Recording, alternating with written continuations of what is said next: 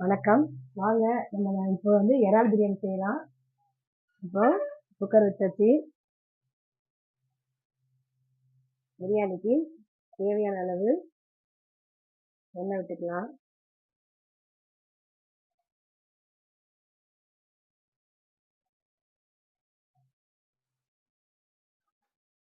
இப்போ இறால் பிரியாணி எந்த அரிசியில் செய்ய போறேன்னா, பொன்னி அரிசியில் செய்ய போறேன். கிருஷ்ணா பொன்னி அரிசி. பாஸ்மதியில் இல்லாமல் பொன்னி அரிசியில் செஞ்சு பார்த்தேன், சூப்பராக இருந்தது. அதனால இப்போ அதனால செய்ய போறேன். இப்போ பாருங்க, இது எண்ணெய் காஞ்சிருச்சு. பட்டை, பிரிஞ்சி இலை, பட்டை, லவங்கம் போட்டு நல்லா வதக்கிடலாம்.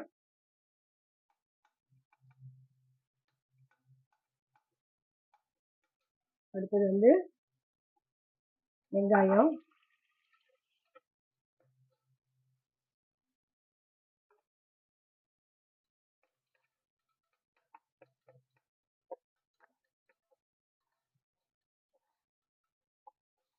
இப்போ இந்த அரிசியை நம்ம விசில் விட்டு தான் வேக வைக்கணும்.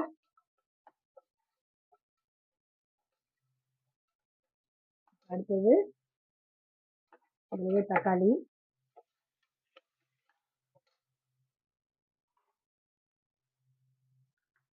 வதங்கும் போது நம்ம தேவையான அளவு உப்பு போட்டுறேன்.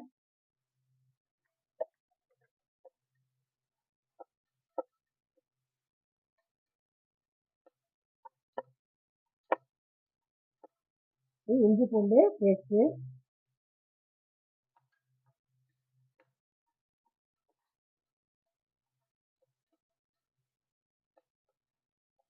இதோட புதினா,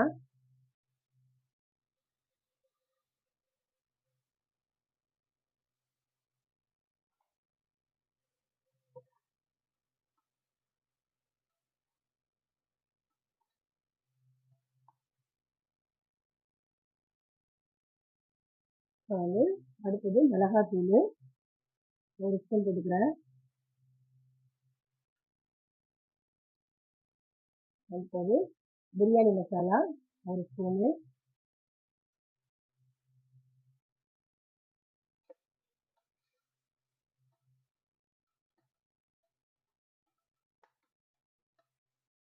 இப்போ இந்த இறால் போட்டுருங்க.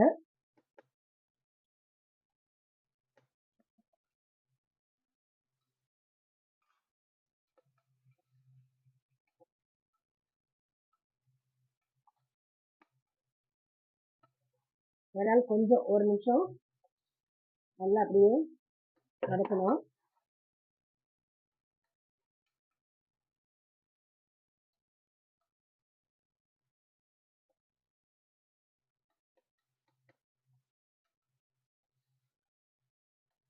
கொஞ்சம் சுருண்டு வர மாதிரி வதக்கினா போதும்.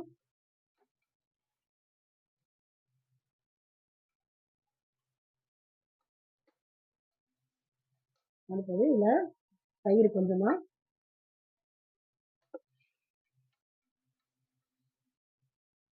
தயிரோடு சேர்த்து கொஞ்சம் நல்லா வதக்கிடணும்.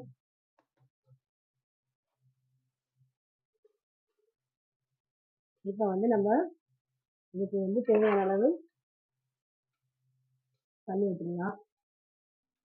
பொன்னி அரிசி 2 டம்ளர் எடுத்திருக்கேன். இந்த டம்ளரில் நீங்கள் 3 டம்ளர் தண்ணி வைங்க, அது போதும். ரொம்ப வச்சிங்கன்னா குழஞ்சிரும். இது பொன்னி அரிசி, நல்லா மெலிசான பொன்னி அரிசி. பாருங்கள். அடுத்தது அரிசியை போட்டுட்டு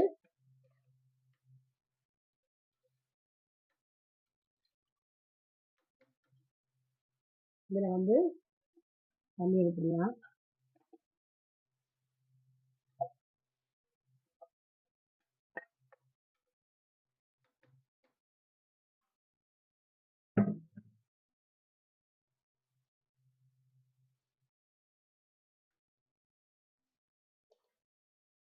இதில் தண்ணி ஊற்றி நல்லா கலந்து விட்டுட்டு ஒரு 3 இல்லைன்னா 4 விசில் கொஞ்சம் வர வரைக்கும் கொஞ்சம் வெயிட் பண்ணலாம்.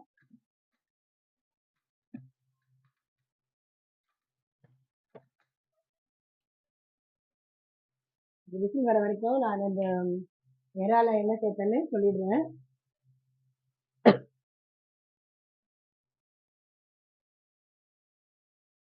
சீக்கிரம் வந்துடும். எங்கிட்ட நான் வெந்நீர் வச்சு மிக்ஸ் பண்ணியிருக்கேன் வீடியோக்காக.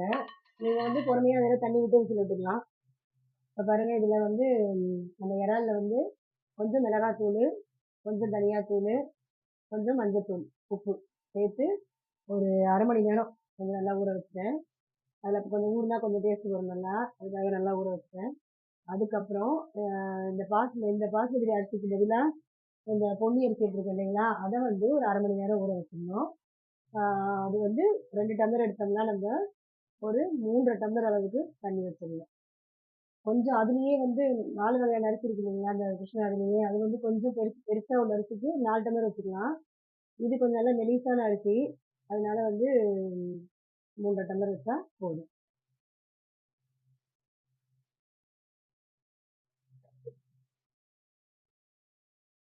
இப்போ இதில் சீக்கிரம் விசில் வந்துடும். 3 இல்லைன்னா 4 விசில் விட்டுட்டு சிம்மில் கொஞ்சம் அப்படியே வச்சு ஆஃப் பண்ணிட்டீங்கன்னா போதும். கொஞ்சம் நேரம் வெயிட் பண்ணுவோம். எப்போவுமே பாஸ்மதியில் செய்கிறோம் இல்லைங்களா, சரி இதில் செஞ்சு பார்க்கலாம் அப்படின்ட்டு நாங்களும் செஞ்சோம். டேஸ்ட் நல்லா இருந்தது. இது நமக்கு வந்து இப்போ எனக்கு காலையில் செஞ்ச பாஸ்மதியில் செய்கிறத விட இப்போ நம்ம காலையில் செஞ்சோம்னு வச்சுக்கோங்க, சாயந்தரம் வரைக்கும் நல்லா கெடாமையே இருக்குது. வெளியில வச்சுக்கலாம். எடுத்து சூடு பண்ணால் அதே டேஸ்ட்டுக்கு நல்லா இருக்குது. சூடு பண்ணிடலாம். சாப்பிடும் போது எடுத்து சூடு பண்ணிங்கன்னா நல்லா டேஸ்ட். பாத்திரத்தில் செஞ்சீங்கன்னா நீங்கள் வந்து டபரா சட்டி மாதிரி அதில் வச்சு செஞ்சீங்கன்னு வச்சுக்கோங்க, கரெக்டாக இந்த 3 டம்ளரை விட 4 டம்ளர் அளவுக்கு தண்ணி வைக்கணும். 4 இல்லை 4.25 அளவுக்கு வைக்கணும். அப்போ தான் உங்களுக்கு நல்லா அது வெந்து இது பண்ணும். இது குக்கர்னால சீக்கிரமாக இதாயிடும். அதுக்காக 3 டம்ளர் போதும். அதில் நீங்கள் செஞ்சீங்கன்னா இதே நல்லா டேஸ்ட் கிடைக்கும். அடுப்புன்னும் போது இன்னும் நல்லா அடுப்பில் செஞ்சால் அது டேஸ்ட்டாக இருக்கும் நல்லா. அதாவது பிரியாணி இப்போவே பிரியாணி இதெல்லாம் வந்து அடுப்பில் செய்யும்போது நல்லாயிருக்கும். எங்கே அடுப்பில் செய்ய முடியுது? கூடுமான வரைக்கும் நம்ம இதில் தான் பண்ண முடியுது. நான் அதெல்லாம் செஞ்சுட்டு இருந்தேன். இப்போ வந்து டைம் கிடைக்கிறதில்ல. அதனால வந்து இதுலேயே பண்ணிடுறது பெரும்பாலும். அதுக்கு முன்னாடி வந்து ஒரு நாள் பிரியாணி எதையோ அந்த அடுப்பு ஒன்று செஞ்சு அதில் போட்டு காமிச்சோம். அதோட அப்புறம் போக முடியல அதுக்கிட்ட. அதுவும் குக்கரில் தான் செய்கிறது. நீங்கள் அந்த மாதிரி அடுப்பு வச்சுருந்தீங்கன்னா அதில் அடுப்பில் செய்யுங்க, நல்லா டேஸ்ட்டு சூப்பராக வரும். வந்து அதில் நல்லா வதங்கும் போது அடுப்பில் செய்கிறது அதில் காலத்தில் சொல்லுவாங்க, அது சூப்பர் டேஸ்ட்டாக வரும்னு. இப்போ விசில் வர மாதிரி இருக்குது.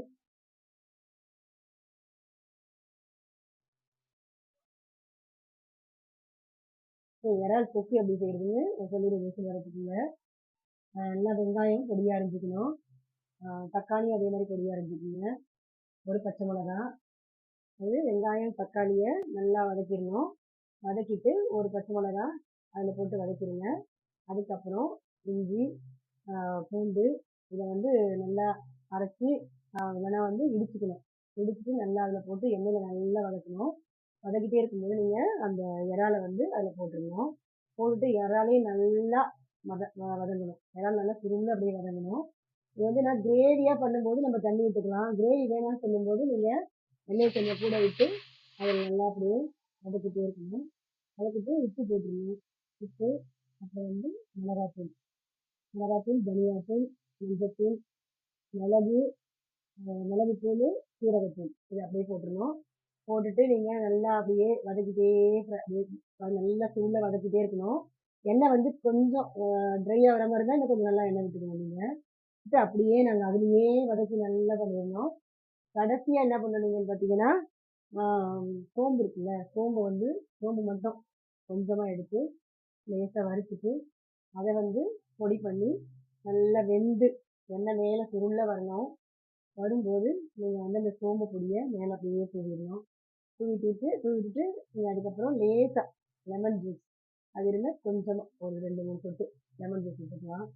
அப்படி உங்களுக்கு நீங்கள் நிறைய பண்ணி விடாமல் இருக்கணும் அப்படின்னு நினைச்சீங்கன்னா, ஒரு காலையில் பண்ணீங்க இல்லை மத்தியானம் பண்ணி நாளைக்கு வரைக்கும் கொஞ்சம் விடாமல் இருக்கணும்னு நினச்சிங்கன்னா வெளியில் சூடு பண்ணி வச்சாலும் கொஞ்சம் விடாமல் இருக்கும்.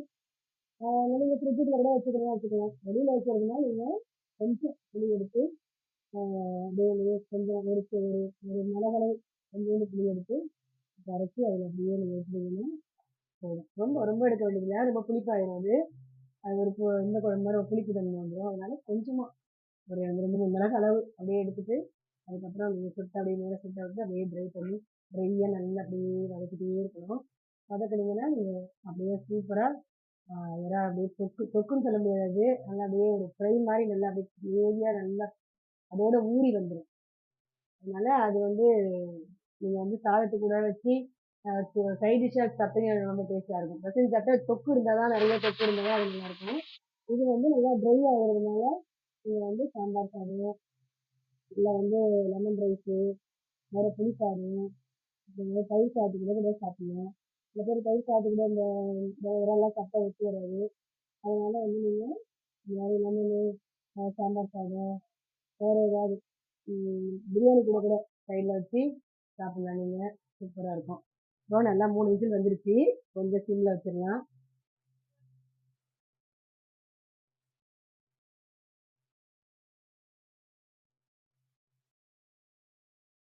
இது கொஞ்சம் தண்ணி அதிகமாக இருக்குது தெரிஞ்சால் இன்னொரு 4 விசில் கூட விட்டுடலாம். இப்போ நான் இதை ஆஃப் பண்ணிடுறேன். கொஞ்சம் ஹையில் வச்சு ஆஃப் பண்ணிடுறேன். ஆஃப் பண்ணிவிட்டு இன்னும் ஒரு 2 நிமிஷம் கொஞ்சம் அந்த இது போகணும். 4 விசில் வந்துருச்சு, 4 ஆயிடுச்சு. அதனால் ஆனால் வாசனை வந்து உங்களுக்கு அந்த பாஸ்மதியில் ஒரு வாசனை வரும் பிரியாணி பண்ணிங்கன்னா. இந்த அரிசியில் பண்ணும்போது அது ஒரு ஸ்மெல் தனியாக வாசனை வாசனை வேறு மாதிரி இருக்குது. ஆனால் டேஸ்ட் பார்த்தீங்கன்னா ரொம்ப நல்லாயிருக்கும். சில பேர் நல்லா விரும்பி சாப்பிடுவாங்க இந்த இந்த அரிசியில் செய்யும்போது. அதனால் நீங்கள் வந்து இந்த அரிசியில் செஞ்சு பாருங்கள், எப்படி இருக்குன்னு சொல்லுங்கள். அதனால் அந்த அந்த சைட் டிஷ்க்கு அந்த இறால் அந்த கிரேவி மாதிரி பண்ணுறோம் பார்த்தீங்களா, அப்படியே நல்லா சுருள வதக்கணும். முக்கால் கூட சொல்லலாம். அந்த மாதிரி நல்லா வதக்கிடணும். வதக்கிட்டு சாப்பிட்டீங்கன்னா அந்த பார்க்குறதுக்கே உங்களுக்கு அந்த எண்ணெயோட கருப்பாக ஒரு மாதிரி தெரியும். அந்த அந்த இது வந்துருந்துச்சுன்னா சாப்பிட்டீங்கன்னா செம்ம டேஸ்ட்டாக இருக்கும். நீங்கள் வந்து சப்பாத்தி இதோட கூட அதை சேர்த்து சாப்பிடலாம். இட்லி தோசைக்குன்னா கூட கொஞ்சம் நிறைய குறை குறைன்னு தேவைப்படும். இது சப்பாத்திக்குங்கும் போது அப்படியே இறாலோட எடுத்து அப்படி சாப்பிட்டீங்கன்னா சூப்பராக இருக்கும். தொக்குக்கு வந்து என்ன பார்த்தீங்கன்னா இதை விட கொஞ்சம் கூட போடணும். வெங்காயம் தக்காளியை கூட போட்டு இதே மாதிரி தான் இஞ்சி பூண்டு, மிளகு, சீரகம், சீரகத்தூள், மிளகுத்தூள், மஞ்சத்தூள், மிளகாய்த்தூள் இதெல்லாம் போட்டு நல்லா வதக்கிட்டு, இஞ்சி பூண்டு இதெல்லாம் நல்லா வதக்கிடணும்.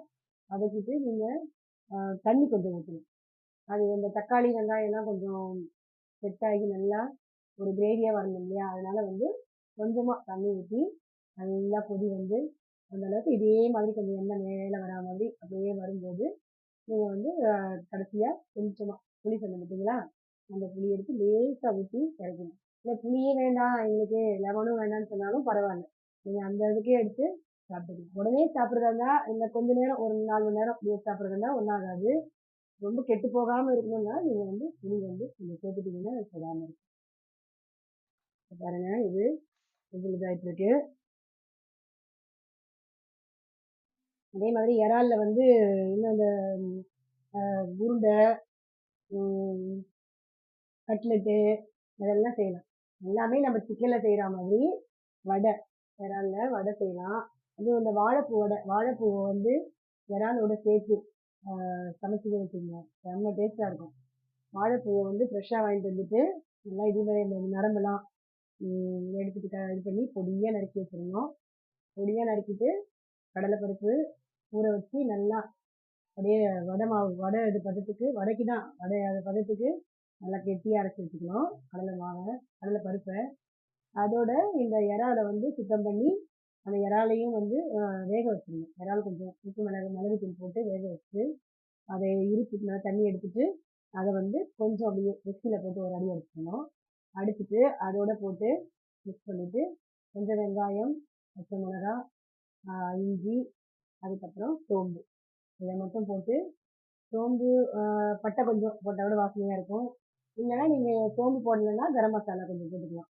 போட்டுட்டு நீங்கள் அதை அப்புறம் அப்படியே நல்லா மிக்ஸ் பண்ணிவிட்டு ஒரு வாழை இலையை வச்சு இல்லை உள்ளங்கையில் அப்படியே வச்சு வடையை தட்டி எண்ணெயில் போட்டிங்கன்னா சூப்பர் வடை, செமையாக இருக்கும். இறால் வடை ஒரு நாள் செஞ்சு காமிக்கிறேன், எப்படி இருக்குன்னு பார்க்கலாம்.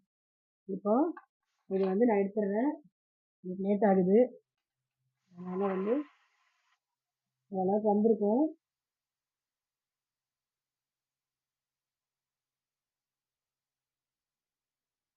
உங்களுக்கு எதுக்கு அந்த இறாலில் வந்து அதெல்லாம் ஊற வைக்கிறோம்னா, இறால் வந்து கொஞ்சம் அந்த வாசனை வர மாதிரி இருக்கும் தனியாக. அதுக்காக இந்த மிளகாத்தூள், அதெல்லாம் ஊற வச்சு ஒரு 1/2 மணி நேரம் இதை ஊற வச்சுட்டீங்கன்னா அந்த டேஸ்ட் அந்த வாசனை கொஞ்சம் கம்மியாக இருக்கும்.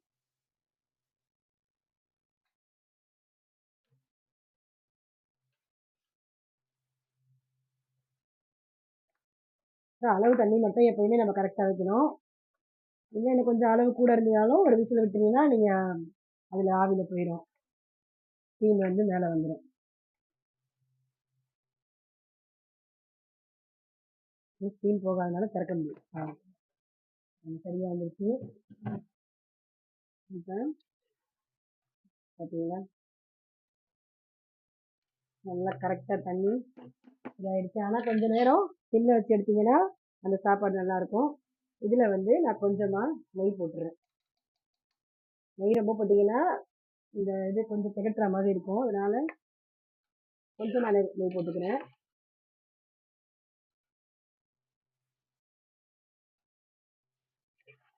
நெய் போட்டு ஒரு கிண்டு வச்சு இப்போ நீங்கள் வந்து இதை நான் கொஞ்சம் நேரம் அப்படியே வச்சு எடுத்தீங்கன்னா இதே மாதிரி நீங்கள் நல்லா மூடிட்டு விசில் போட்டு நல்லா சிம்லேயே வச்சுட்டு ஆஃப் பண்ணிவிட்டு அதுக்கப்புறமா எடுத்து பண்ணிங்கன்னா நல்லா அரிசி நல்லா வந்து நல்லாயிருக்கும். இப்போ பாருங்கள், இதை எடுத்துடுறேன்.